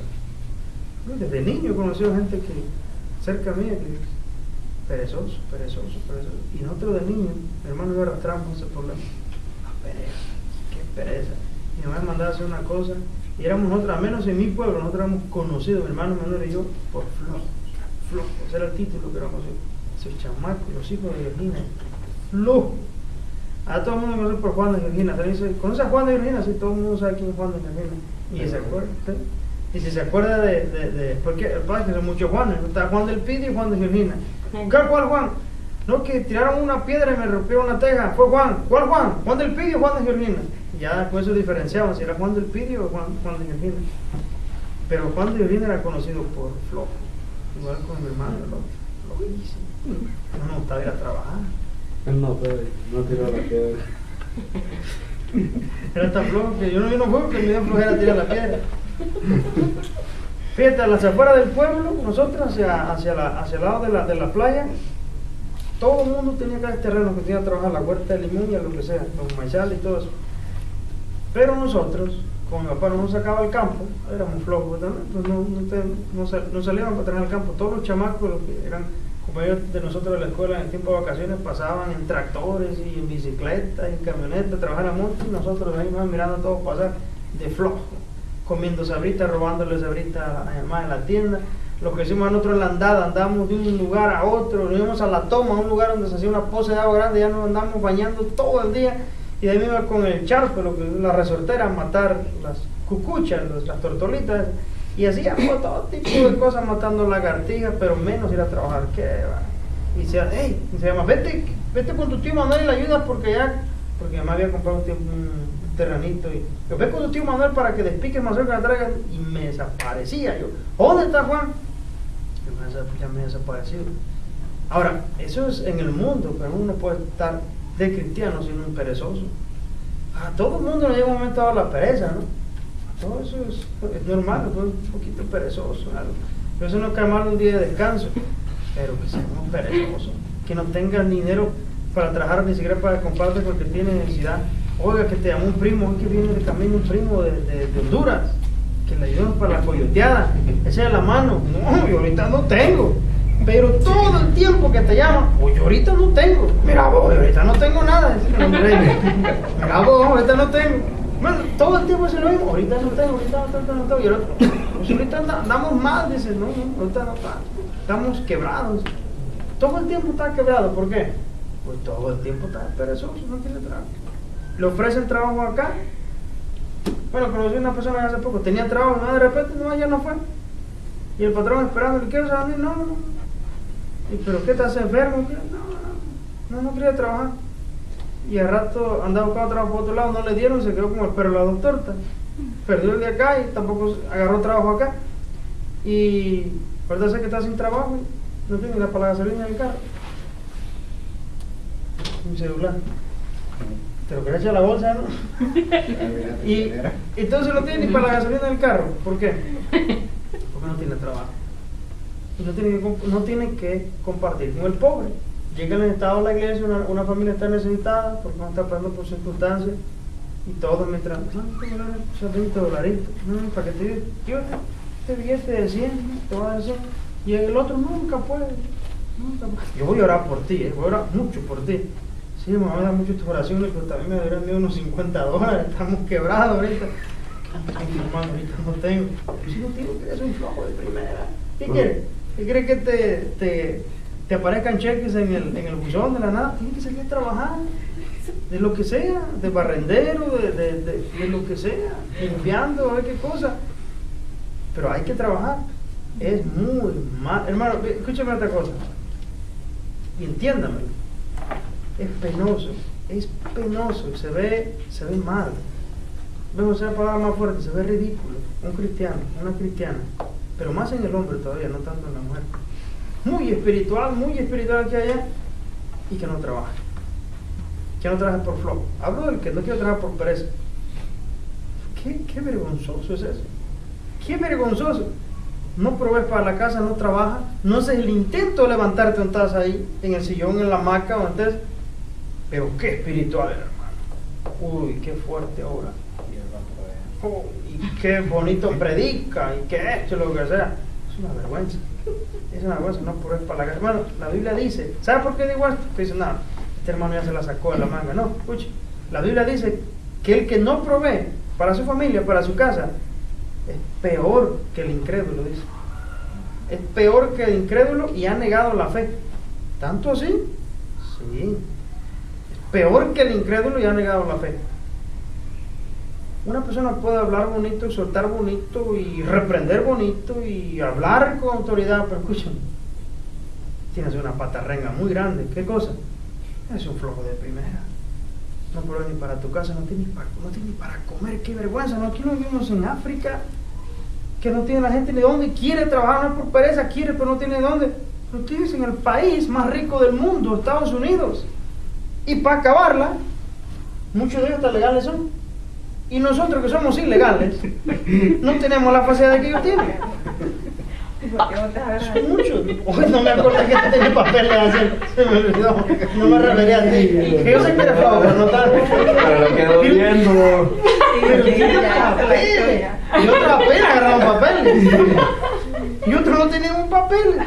Mire, hermano, tratando de hablar con modestia y sin tener que echarme. Bueno, aquí que todos lo saben, que todo el tiempo oramos por mis papeles. Yo soy ilegal en este país, yo no tengo papeles. No tengo papeles. El único papel legal que yo tengo en este país es una licencia de manejo, que la conseguí en el 2000. Fuera ahí yo no tengo ningún otro papel Certificado de legal. matrimonio. Bueno, ese Ah, fue chueco, ¿verdad? ese fue chueco. Salió Ahorita chueco. hablamos. Pero, Resultó, dice. imagínense que aún que estoy yo con mi condición ilegal, que echándole ganas aquí, allá, bueno, conseguí esto, conseguí lo otro, que el GD, que luego que la licencia de plomería del Journey me hace años, y que luego la licencia del Estado, arme el negocito, y yo le he dado trabajo a muchas personas que han venido conmigo, legales e ilegales, de los dos. Y cuando yo voy y me relaciono con personas, saco permiso y lo que sea, yo ni abro la boca, pero esa gente cree que yo soy un ciudadano americano. Y me dice, no, y seguro tienes gente trabajando contigo, ¿verdad? Pero ellos creen que soy un ciudadano, pero ellos no saben, yo soy un ilegal. Pero ¿por qué estoy diciendo esto? Lo que yo no entiendo es que yo conozco muchas personas, no una, muchas personas alrededor mío que hablan inglés mejor que yo. Tienen papeles, hermano, tienen papeles. Pero ves en un extremo pobreza, y pero tienes todo. Tuviste la oportunidad de estudiar y nomás no quisiste. Te conformaste haciendo ese trabajito, ahí te quedaste. Tú tienes que pedir trabajo a mí. Y yo no tengo la posibilidad de que tú tienes. Pero por la pereza, hermano, la pereza los ha alcanzado ahí. La puritita pereza. Mira, en el carrito, tú en el carrito. Ay, ¿voy a traer qué? Es que se me pega. Ahora, yo no estoy diciendo que sea pecado, hermano, que traiga un carrito mostrenco. Pero la cosa es, ¿cómo que no has podido mejorarte? Allá te debo tirar otra vez. ¿Y cuál es el problema? Es que la transmisión, o sea, y que el motor, y que el radiador, y ¿cuántos años tienen ese problema? 7 años con el mismo problema del radiador, lo que sea, y no pueden comprarte un carrito. ¿Por qué? La razón, aquí, usted sabe que estoy en contra de eso de la prosperidad y todo eso, pero eso no significa que vamos a ir al otro extremo. Eso también eso es malo. ¿Cómo que no puedes superarte, no? ¿Cómo que no puedes salte de esa extrema pobreza? El asunto es que la pereza, como dicen en los proverbios, que la pobreza alcanza al perezoso, lo alcanza. Y muchas personas en la pobreza que viven extrema es por causa de su pereza y nunca tienen para compartir con el pobre. Nunca pueden dar a otros, nunca pueden. Hay gente que no se puede sacar 20 dolaritos para darle a otros. Nunca pueden. Nunca pueden. Nunca tienen. Nunca tienen. Nunca tienen. ¿Cuánto necesitas? No, es porque nunca trae casi la tarjeta de crédito. Y por las tarjetas sí no las traigo yo. Tú tienes sí, todo, sí. tú tienes todo. La tarjeta siempre Pero en esto vamos a ser cuidadosos. Bueno, vamos a darle para terminar. Vamos a olvidarnos de Jaciel ahorita. Vas a ir sangrando algo. Para la próxima no te sientes aquí. Es que puso muy cerca. La otra vez le tocó a Beatriz, sentó aquí. Agarré. Por eso se trata de Ahora, ninguna palabra corrompida, es decir, corrompida es como putrefacta, dañada, como con la fruta que daña a otra porque está cerca ahí. Ninguna palabra corrompida salga de vuestra boca. Ahora, aquí sí tenemos que poner mucha atención, mucho cuidado. Ninguna palabra corrompida salga de vuestra boca. Yo sé que a veces el enojo puede producir eso. El enojo puede producir eso. Es una cosa que no va acorde con el carácter del cristiano. No, eso no va. Y es vergonzoso. Si uno ha caído en ese pecado, no podemos hacer eso. Hace mucho tiempo yo una vez me puse a arreglar un carrito que tenía en un tiempo cuando andaba en extrema pobreza. Y no era flojo, nomás no se me daba. Yo trabajaba duro, pero no me alcanzaba el dinero. Y me compré un Dodge Aries 87. Y le conquisté a la dama allá. Pero tenía un problema. Me lo vendieron barato, pero tenía problema de transmisión. Y sabe que tenía que, por eso me tenía pobre. Sabe que tenía que andar atrás en la cajuela. Tenía que traer siempre una cajita de aceite de transmisión. Porque andaban las chorreaderas de transmisión. ¿El blanco? El blanquito. Que lo Por escuchaba de 20 millas todos de lados iba tirando aceite de transmisión. Y Es de un muñeco. cuando yo sentía que la transmisión como que ya como que patinaba, eso, cuando yo sentía que patinaba, me orillaba y le echaba para que continuara. Y una vez lo iba a un lugar para que me lo arreglaran, pero era muy costoso y costaba algo que la agricultura más que valía la del carro. Y no sé lo que era. Y para acabarlo un día no sé qué se le salía la llanta, algo, no sé qué se le salía, yo de mecánica nada. Y le pedí una herramienta al hermano Rolando en aquel tiempo. Y un frío, hermano, un frío. Todos viendo televisión, un partido un domingo en la tarde, allá en la casa, una casa de Custodio. Muchos aquí conocen a Custodio. Yo ahí echando mecánica bajo ese carro. Y nadie que se le duerme, de los que yo los raiteaba, ahí viendo tele, y nadie dice, ay, te paso una llave, lo que sea. Yo ponía un tornillo y se me caía. Ahí sí recuerdo una vez que tiré una palabra corrompida, ¿no? De aquella. Agarré la llave y yo no aguanté, man. Yo exploté y le pegué a ese carro. Le pegué con todo. Y hablé como todo un mundano de mi tiempo. Y después me sentí oído por eso, me sentí mal por eso. Un enojo, yo no aguanté. Pero ¿sabes qué dice la Biblia? Que ninguna palabra corrompida se haga otra vez. Y cuando digo momento de enojo, esas cosas le pueden pasar a alguien. Pero eso, hermano, no va con el carácter del cristiano.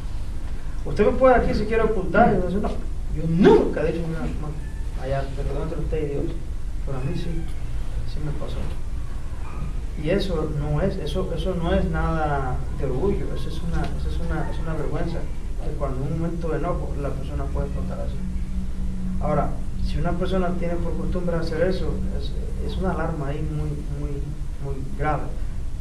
Que una persona tenga esa costumbre de ese modo. Pero, más sin embargo, como en todo tipo de pecado, si un cristiano tropieza en ese pecado, tiene que limpiarse de ese pecado. Tiene que reconocer que lo que hizo, la forma en que habló, fue muy mala. Usted dice, hermano Juan, usted es el maestro, y un día no puedo imaginar, porque yo nunca en la iglesia le he escuchado hablar algo así.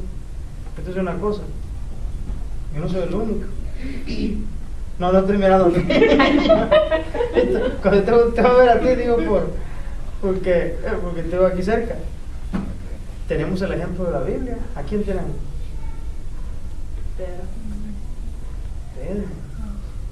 Pedro. Yo no, tú eres lo que anda con el Señor. No, yo no. Sí, si tú hasta hablas como él. No, tío, que no. Y otra vez, tú eres de los que andan ahí. Y se soltó unas palabrotas, Pedro. Imagínense un chilango ese que se tira Pedro, aquella. ¿Y sabe por qué propósito lo hizo Pedro? Para que dijeran, no, este no puede ser. No, ¿te imaginas si este brado lo que andaba con sirve a hablar así? No, este no es. Se lo quitó encima. Se tiró unas palabrotas. ¿Qué palabras no están registradas en la Biblia? Pero sería el equivalente, hermano, a los mexicanismos de hoy. Esas grandototas se las tiró Pedro. Pedro, ¿cómo Pedro? Pedro si el Señor, un discípulo, apóstol, después Pedro, no, y sí, hermano, lo cual nos da a entender que nosotros no somos, de hecho, somos vulnerables por las situaciones, no que es una excusa, sino que por situaciones a veces podemos cometer cosas penosas. Ahora, ninguna palabra corrompida salga de vuestra boca. Si no debe ser ninguna palabra corrompida, ¿cuál es la que debe salir entonces? Sino la que sea, o sea, la palabra que sea, que buena para la necesaria edificación, a fin de dar gracia a los oyentes. Es decir, que en lugar de hablar de esa forma, tiene que hablar una muy buena palabra. Como diciendo de otra manera, es para que la gente alabe a Dios, honra a Dios por tu manera de hablar. El cristiano, lejos de ser conocido como una persona que habla palabras corrompidas, corruptas, el cristiano tiene que ser conocido por un buen lenguaje que habla. Su lenguaje tiene que ser santo. Así es conocido. Si usted es conocido como una persona que tiene un hablar decente, digno de un hijo de Dios, eso es un buen testimonio.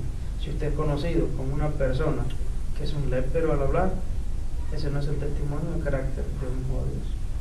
Entonces, cuando habla bien, como el carácter de un cristiano, una persona espiritual, eso da gracia a los oyentes. La persona honra a Dios por eso. Dice, oye, fíjate que cuando hablamos tú de nuestras cosas, usted nunca dice nada. Nunca dice ninguna palabra, nunca le he escuchado hablar ninguna palabra. Por ejemplo, cuando casi no todos los días voy, pero la compañía que yo le saco trabajo, seguido entro a su oficina a entregar documentos, esto, lo que sea. Desde la muchacha hasta el que está acá, todos se tiran sus leperadas, todos. Y hablan y así, y señales con el dedo y todo eso. Y yo me muevo entre ellos, platico y me río con ellos, cosas que hacemos, cuestiones de trabajo, pero ellos nunca me han escuchado hablar como ellos hablan. Nunca chisteo con ellos con esas palabras así. Y ellos, por ejemplo, puede ser que se han dado cuenta, otros no, pero aunque yo no les diga que yo soy cristiano, ellos se dan cuenta, ¿te das cuenta? Juan viene aquí, pero nunca habla con nosotros, ¿eh? Porque nunca dice esta palabra, la famosa esa que empieza con la F y termina con la K, que todo el mundo la usa. Nunca dice ante nosotros, nunca dice nada. Y eso, así, el cristiano tiene que ser conocido en eso. A donde usted vaya, que usted no hable como ellos hablan. Es vergonzoso que el cristiano. Mira, le voy a decir una cosa. Un día un sobrino mío que estuvo aquí en Memphis fue a un restaurante mexicano ahí por el Palmar, ¿cómo se llama? Por la zona, Palmar. Y cuando él salió, lo estaba esperando afuera un chavo, un peloncito, que yo lo conocía porque él se congregaba en la iglesia metodista donde antes estaba. Y entonces llega acompañado de otro mío que traía a echarle pleito a mi sobrino. Y le dice oye, dice, ya me dijeron cuando vas a acordar que espera la peluquería que le andan hablando a mi mujer. Y le dice a mi sobrino, amigo, creo que usted me está confundiendo. No te hagas no sé qué. Y mi sobrino sabía quién era él, porque muchas veces me acompañó en la iglesia metodista y lo había visto ahí al supuesto cristiano. No te hagas, papá. Es que tú me estás confundiendo. Mira, se las tiraba, pero de aquella, el supuesto cristiano, de allá, que lo conoció mi sobrino cuando fue a la iglesia donde me congregaba, ahí lo conoció. Dice, mira, ya me cansé de decirte, sobrino, a quien tú me estás confundiendo con fulano de tal. Lo que pasa es que se parecían tanto, los dos son costeños y tienen la cabeza puchunca, pelo chino, y se parecen mucho en el físico. Tú me estás confundiendo con Julio. No, eres tú y no sé qué, hijo de esto, hijo de aquello, y se lo acabó. A mi sobrino de pocas pulgas, y casi estaba a punto de agarrarlo y agarrarlo a golpe. Y se metió en el otro, era un amigo de él, un árabe, lo que sea. Entonces mi sobrino dice, mira, te voy a decir una cosa, para acabarle.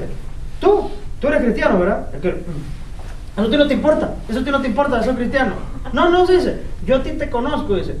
Tú vas a la iglesia, ¿verdad? La que está allá, de la metodista, ¿no? ¿Y a ti qué te importa? No sé qué. Y dice, yo soy sobrino de Juan Martínez, sí lo conoce, ¿verdad? Y porque creo que él estuvo incluso en unas clases en las que yo di. Sí, yo conozco a Juan Martínez. Pues él es mi tío, dice. Y yo he ido a esa iglesia y yo a ti te he visto, dice.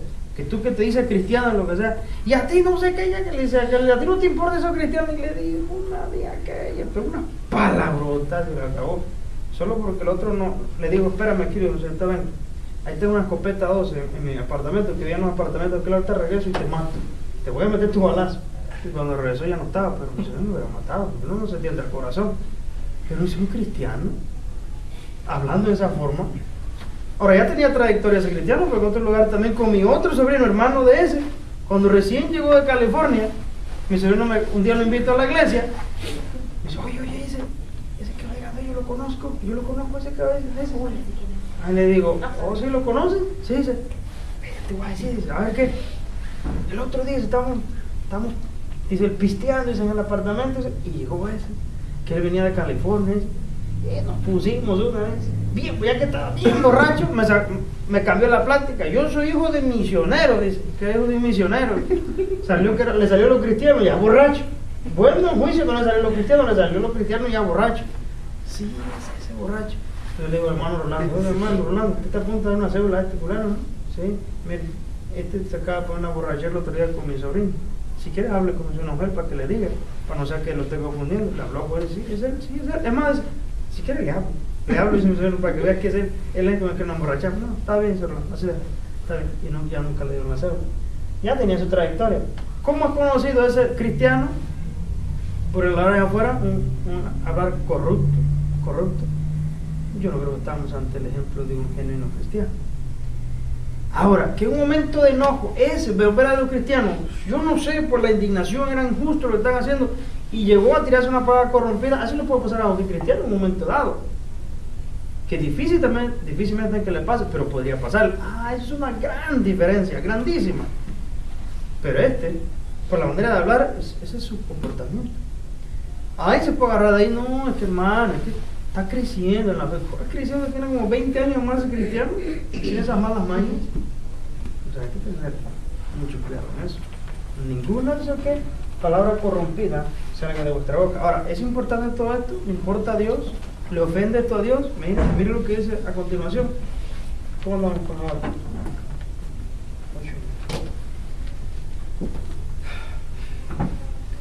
Ninguna palabra corrompida salga de vuestra boca, sino la que sea buena para la necesaria edificación, a fin de dar gracia a los oyentes y a lo que viene. Y no contristéis, dice, al Espíritu Santo de Dios, con el cual fuiste sellados para el día de la redención. Todo esto que viene diciendo tiene una muy buena razón. Que cuando hacemos todo este tipo de cosas, hermanos, lo que estamos haciendo, si no tenemos este carácter, estamos contristando. Desde que empezó, desde la semana pasada que hablamos, donde habla, esto pues digo y requiero, que no andéis como los otros gentiles que andan en la variedad de su mente, y todo lo que hablamos de que nosotros no aprendimos así a Cristo, sino que desechemos la mentira y que no hablemos palabras corruptas y que no nos queremos pero no nos pequemos, que no pequemos, perdón. Todo esto tiene una razón o un efecto. Si nosotros no optamos por ser obedientes en este tipo de cosas, si verdaderamente somos genuinos, si fallamos aquí y luego otra vez y luego otra vez, estamos causando un efecto. Que el Espíritu Santo que está en nosotros, ¿okay?, con el cual fuimos sellados para el día de la redención, se entristece. Eso es lo que significa la palabra contristar. Se entristece. Hay mucha verdad que hablar de ahí, mucho que hablar de ese tema. Si el Espíritu Santo se contrista, significa que el Espíritu Santo queda probado que es una persona. No como uno dice que es una fuerza, es una persona, porque él se contrista, él enseña, él redarguye, él guía. Bueno, ¿qué más hace el Espíritu Santo? Él cuida, él convence, intercede, glorifica a Cristo, sirve a Dios. Él es una persona, el Espíritu Santo. Y si no fuera una persona del Espíritu Santo, pues ¿de qué se iba a entristecer? ¿De qué se iba a contristar? Ahora, nótese que no dice que el Espíritu Santo, dice que no provoque que el Espíritu Santo se salga de nosotros. Eso no dice la Biblia. Algunos cristianos creen, sinceramente, que cuando un cristiano peca, el Espíritu Santo se sale de ellos. Esa doctrina no está en la Biblia, hermano. Si alguien le dijo eso, a lo mejor era muy honesto en decirlo, pero no tiene base bíblica. El pecado más sucio, hermano, que usted cometa en Cristo, no le produce o no provoca que el Espíritu Santo se salga de usted. El Espíritu Santo jamás se sale del creyente, jamás. Pero nótese que está hablando del creyente, no del que se cree creyente. El Espíritu Santo no sale del que se cree creyente, número uno. ¿Por qué? Porque no está en el creyente. No puede salir de un lugar donde no está metido. Por eso el que se cree creyente no puede hablar de perder su salvación. ¿Sabe por qué? Porque no puede perder nunca lo que nunca ha tenido. Usted no puede andar apurado buscando el anillo de 20 quilates que se le perdió de dónde. Si nunca tiene un anillo de 5 quilates. Es que me estoy clavado aquí en la verga, aquí se me tuvo que haber caído. Un anillo de 20 quilates. Es que tú nunca tienes un anillo de 20 quilates. No se te perdió nada. Entonces no podemos hablar de perder salvación de una persona que nunca tuvo salvación. Pero el verdadero creyente tiene seguridad eterna. Ese nunca se pierde. ¿Por qué? Porque es verdadero creyente. En el verdadero creyente está el Espíritu Santo. Y en el verdadero creyente el Espíritu Santo, según dice la Biblia, dice que se contrista. Nunca dice que si hacemos todas estas cosas o erramos en alguna de estas cosas, el Espíritu Santo se nos va a salir de nosotros. Si el Espíritu Santo se sale de nosotros, ¿qué sucedería? ¿Quién nos convencería del pecado? Ya que el Espíritu Santo nos convence del pecado, quedaríamos ya sin esperanza en el mundo. Volveríamos al estado original de Adán. Ya, totalmente. Si yo pequé y el Espíritu Santo se salió de mí, ¿quién me convence? Ya no hay alguien dentro de mí que me convenza de que lo que yo hice es pecado. Si usted está en esta clase, escucha la exposición de la palabra, está en la iglesia en el domingo, está escuchando la exposición de la palabra y está sintiendo compungido por dentro porque Dios a través de la palabra lo está limpiando, lo está redarguyendo, el Espíritu lo está redarguyendo para que se limpie ese pecado y se santifique más, La razón que está sucediendo es por la presencia del Espíritu Santo en usted. Sin la presencia del Espíritu Santo en usted, usted no tiene ni el más mínimo deseo de santificarse. Nada, nada. Cuando usted tiene deseo de santificarse en algo, cuando usted tiene deseo de orar, cuando usted tiene deseo de leer la palabra, cuando usted tiene deseo de hacer tantas cosas por el reino de Dios, es gracias al Espíritu Santo. Pero una vez que el Espíritu Santo se saliera de la persona, usted quedó completamente vacío, sin fuerza, ya no tiene aliento de nada. O sea, si en un momento de pecado el Espíritu Santo le sale, ¿quién lo va a convencer de pecado? Ya usted queda sin opción al arrepentimiento. Ya es imposible que se arrepienta. Imposible arrepentirse. Entonces, eso de que comete el pecado y el Espíritu Santo le sale, no tiene base bíblica. Eso es contradecir completamente la Biblia. Eso es decir, en esencia, de que el pecado que usted haya cometido ya es irreparable. Si fue una mentira, lo que sea, un mal pensamiento, eso es irreparable. ¿Por qué? Pecaste, salió el Espíritu Santo. Y si él se salió, eso es para nunca volver. Porque el Espíritu Santo no sale, entra y sale. Es igual como el que habla de la pérdida de la salvación. Un día cree que es salvo, otro día ya no es salvo. Entonces, hay tiempo que es salvo, tiempo que no lo es. Se salva, se pierde y se vuelve a salvar. Otra vez se salvó y se volvió a perder. Ahora volvió otra vez a salvarse y se volvió a perder. Entonces, bueno, pues ¿cuántas veces murió Cristo por ti? O sea, ¿cuántas veces puede ser salvo? No, porque ayer, como dice, pero yo me arrepentí, entonces yo soy salvo otra vez. Pero, bueno, hoy en la mañana perdí otra vez mi salvación. ¿Cómo? ¿Otra vez viste a ser salvo? Entonces, no, Cristo murió una sola vez por los pecados, una sola vez. Entonces, si tú ya un día, un momento, la perdiste, eso es para siempre. Si es que la salvación verdaderamente se pierde en los creyentes verdaderos. Pero entonces no hay que la tengo y no la tengo, la tengo y no la tengo. O sea, o la tienes y la tienes perpetuamente, porque la Biblia dice que Él puede salvar a los que creen en Él perpetuamente. Él es el que lo sostiene. Pero si luego dice que te perdiste, entonces no pudiste estar y luego ya no estar. Cristo dijo que le dijo a la samaritana que el que bebiera agua de ese pozo volvería a tener sed, otra vez iba a tener sed. Pero el que bebiera agua del que Él iba a dar, no volvería a tener sed jamás. Jamás. Eso habla de que nunca más se le va a perder. O sea, no llega un punto de cristiano que un tiempo fue salvo, ¿okay? Ya probó del agua que Dios le dio. Tiempo fue salvo, pero ¿sabes qué? Por mi descuido en unas cosas, dejé de ser salvo. Ahora tengo otra vez la necesidad de ser salvo. Oye, no dijo Cristo que el que tomara el agua que le iba a dar ya no volvería a tener sed jamás. Es como que otra vez tú tienes sed de volver a ser salvo. O sea, eso ya es incompatible con la Biblia. Entonces, ahí, hermano, nos queda claro el asunto eso de la salvación, ¿verdad? De que sí o no, de soy o no soy, que se pierde o no se pierde. La salvación no se pierde. Aquellos que se pierden son los que nunca han sido salvos. ¿Okay? Eso es una doctrina, hermano, que nosotros la debemos entender muy bien, porque no también entender esa doctrina, hermano, nos trae mucha frustración al pueblo de Dios. Mucha frustración. Mucha gente ni siquiera tiene seguridad de salvación, porque todavía la están tratando de lograr por obra. Todavía tienen miedo de que cuando se acuestan a dormir, si Cristo viene a medianoche, se los lleva o no se los lleva. No saben que son salvos. Entonces creen que cada vez que cometieron un pecado y vienen a pedirle perdón a Dios, vienen a pedirle perdón otra vez para tener vida eterna, porque creen que la volvieron a perder, que la perdieron en el momento que cometieron el error. Eso no tiene sustento bíblico en ningún sentido. Ahora, les digo una cosa, este sentir es en todos los cristianos. En el momento en que usted peca, lo menos que usted se siente es salvo en ese momento. Usted se siente peor que un rompetripas ahí, peor parásito. Usted se siente, ahí no está usted abogando por, no, que yo conozco la doctrina de la seguridad de salvación, no, ahí no hay tal cosa. Ahí en un momento usted se siente sucio delante de Dios. Y ese sentimiento es bueno que exista en el cristiano. No se siente uno, porque uno se siente indigno de todo, se siente indigno, no. Es más, al que sea uno le dice, si Cristo viene en estos momentos, es un gran favor, no me lleve, yo no me merezco nada de ti. Sí, porque uno se siente indigno, pero eso no nos quita, no nos desprende del sello de Dios que nos ha puesto, porque dice, cuando estas cosas ocurren, contristamos el Espíritu Santo, dice, con el cual fuimos sellados para el día de la redención. Ya tenemos un sello que es irremovible, ese sello, irremovible. Entonces yo sé, cuando pecamos, en ese momento no apelamos a que yo conozco la doctrina de la seguridad de la salvación. En ese momento nos sentimos lo peor. En ese momento sentimos de que fuera justo y que si Dios viniera en ese momento, si muriéramos, que Dios nos arrojara al infierno o que Dios nos olvidara de nosotros. ¿Por qué? Por el sentimiento de culpabilidad que tenemos por haberle errado a Cristo. Trátese del pecado que se trate en su casa, sus pleitos, sus cosas, lo que hizo allá afuera.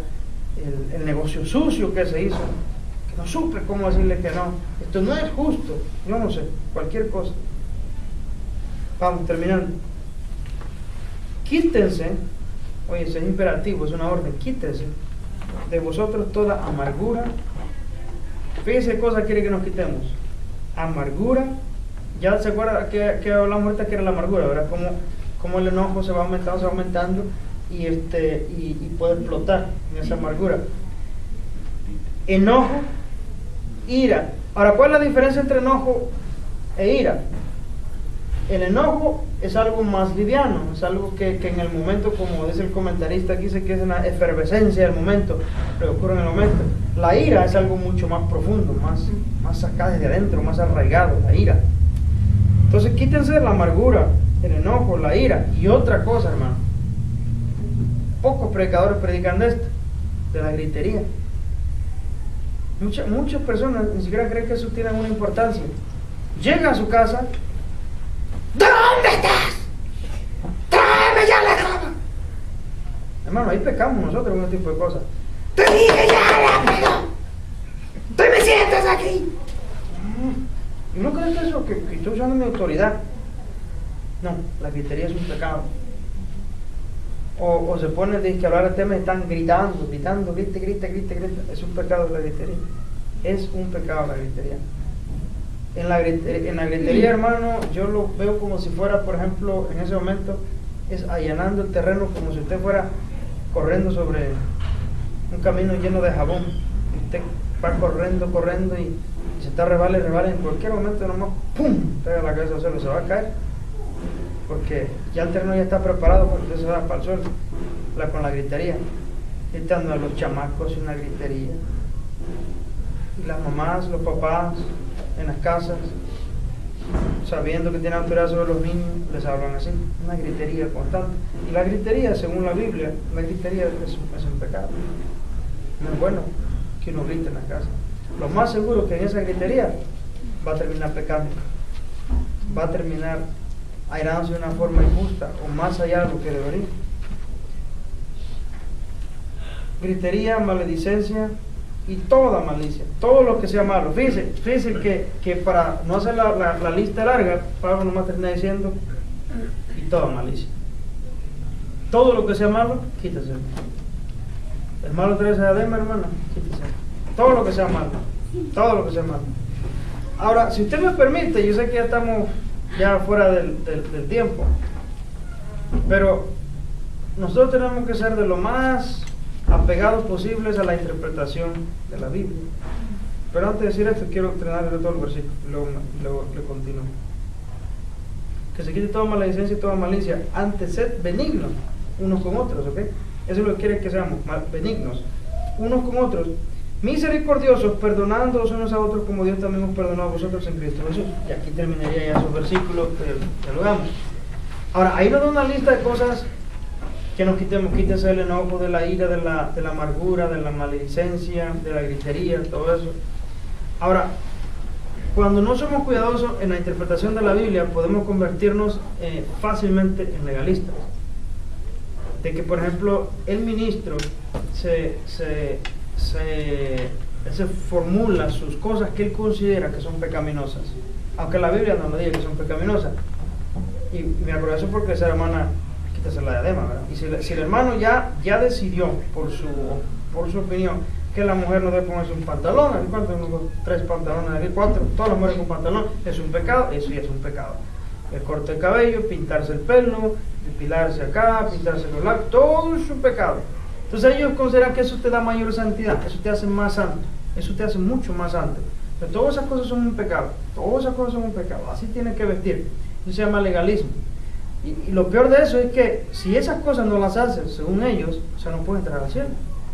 En el momento que la mujer entra a la iglesia en un pantalón, con unas arracadas, una pintura decente, ya hay un buen sermón ahí para el pastor para empezar a predicar contra el infierno. Ahí está la hermana, la pobre, pensando, sí, me voy al infierno porque me atreví a pintarme, porque me pinté el pelo, porque me puse maquillaje. La Biblia no está en contra de la decoración y el adorno de la mujer. Es más, Dios habla en ilustraciones de cómo Dios, el Dios de Israel hablando de la nación que la adornó. Dios no tiene problema en que adoran. Las mujeres en ese tiempo se adornaban. Las mujeres en el Antiguo Testamento se adornaban. Lo que la Biblia está en contra de las cosas ostentosas, la ostentosidad. Por eso incluso hasta moverse en un vehículo demasiado ostentoso es un pecado. Uno tiene que ser sencillo en las cosas. ¿Cuántos mexicanos no les gusta a los paisanos a nosotros les gusta pasearse en unas troconas y ostentosas? Y así para que se vean. Eso se llama ostentosidad. Cuando la mujer se viste también de forma ostentosa, eso es un pecado. Para llamar la atención, para que vean. Pero por ejemplo hay cosas que la Biblia no dice que sean pecado, pero la persona las puede de una forma legalista convertirlas en pecado. Y te digo, lo peor de eso es todavía que cumpliendo esas cosas cuando te vas al cielo. Fallar en esas cosas, te vas al infierno. Siempre hay una estación a través del celular en Pandora y salió un hombre cantando en forma de trigo, un corrido, cantando contra la mujer, contra el pantalón, contra el corte de pelo, porque se corta el pelo bajito, que al infierno te vas a ir, ahí te vas a quemar no sé qué, con tu pelo de hombre tipo militar, y no se le acabó le tiró a la mujer por todo eso. Eso es un legalista, hermano, de primera. Anoche escuché una pequeña predicación, por ejemplo, del hermano Joe Servan, que lo aprecio mucho. Este es un último comentario para cerrar la clase. Uno de los de legalismo que más alcance o más aceptación tiene, por ejemplo, casi todas las iglesias cristianas, no todas, pero casi en todas, es por ejemplo en el tema del alcohol. ¿Okay? Yo personalmente no tomo alcohol, pero sí digo una cosa, tomar alcohol no es un pecado, no es un pecado. Pensar que el alcohol es del todo pecaminoso es tener una tendencia legalista.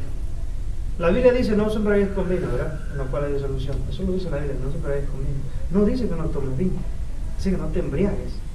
La Biblia está en contra totalmente de la embriaguez porque pierde todo sentido. Pero tomar vino jamás puede ser, según la Biblia, un pecado. ¿Por qué? ¿No Cristo mismo tomaba vino? ¿No Cristo multiplicó el vino?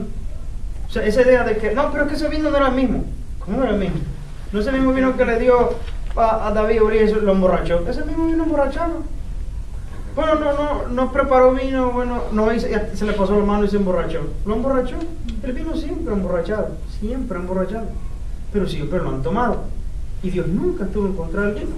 Pero el legalista dice, no dice la Biblia ahí que no tomes vino. Esa es la opinión del legalista. No tomes vino. Entonces, acusa con el dedo a un cristiano que sí puede tomar vino. Ahora, yo no puedo tomar vino, pero yo tengo amistades de cristianos que son más justos que yo, que toman vino. Toman vino. Y son más santos. Yo no llego ni a las corvas de esos hombres de Dios. Y son hombres santos de Dios, que en unas cenas, cuando ellos se sientan, toman un buen vino, fino. Es más, ayer escuchaba la predicación del hermano Armando Alducin, que me gustó en la forma tan sabia que lo puso. Dice que una reunión de pastores en Sudamérica, se sentaron los pastores y le sirvieron vino a los pastores que tomaron una copa. Llegó otro pastor que de otro lugar y le puso él ahí una tarjetita diciéndole cómo podía ser salvo. Le estaba evangelizando al ministro Armando Alducin. Armando Alducin, yo para no avergonzarlo, fui y le dije, ¿me puede acompañar al baño? Y fueron al baño y platicaron con él. Bueno, yo asumo que tú crees que yo no soy un verdadero cristiano porque me estoy tomando una copa de vino, ¿verdad? Bueno, entonces le empezó a explicar, ¿verdad? ¿Qué estás tomando tú en tu mesa? Una coca, ¿verdad? Sí. Bueno, ¿sabías tú que la coca contiene una gran cantidad de azúcar, que lo más seguro que te termine convirtiéndote en un diabético y tiene demasiados problemas que te va a traer a la salud demasiado? ¿Sabías tú que la coca que yo estoy tomando, por ejemplo, ayuda muchísimo al sistema cardiovascular, que cualquier persona que después de los 40 años que lo tome tiene más del 50% de probabilidades de que nunca contraiga problemas del corazón porque trae una buena salud al sistema cardiovascular? El vino es buenísimo para la salud, pero la coca te mata. Pero aquel ya lo juzgó. Aquel tiene una mente legalista y pequeña. Él se puede echar 5 litros de coca que lo va a convertir en diabético, presión arterial y montonal de cosas, y una copa de vino que no la tomó aquel para emborracharse, ¿sabe qué? Le trae grandiosos beneficios a la salud. Pero es que alguien que es con una mente legalista dice, no, es que es alcohol, punto, es alcohol, punto. Y el verdadero hijo de Dios, el que ha salido de allá, y uso muchos términos espirituales, y salió de la esclavitud del alcoholismo, ¿y cómo se va a tomar una copa? Pues si no la puede tomar, que no la tome, pues no juzgues al que sí puede. Nadie os juzgue en cuanto a comida y bebida. No, nadie te puede juzgar en eso, que no te juzgue. Estás tomando una coca, yo no te juzgo. Tú sabrás en qué sentido la vas a tomar, cuántas copas puedes. Pero yo te digo una cosa, tomarte una botella de esas 240 calorías, 400 calorías que tenga una Coca-Cola clásica,